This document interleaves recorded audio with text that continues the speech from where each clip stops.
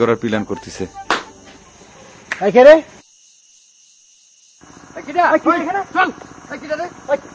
মালিকটা তুই এত রাত্রিবেলা এখানে কি করতেছিস?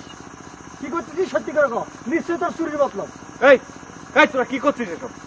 কি করছি তা না হলে এত রাত্রিবেলায় এই খেরে পাল্লার নিচে কি জন্য বসে আছো? হ্যাঁ, নিশ্চয় চুরির মতলব। মালিকা সত্যি করে ক, তাহলে চিল্লাই লোক জোগাড় করবা রে। কি করছিস তোরা? আশ্চর্য তো, তোদের কি মাথা খারাপ হয়ে গেল?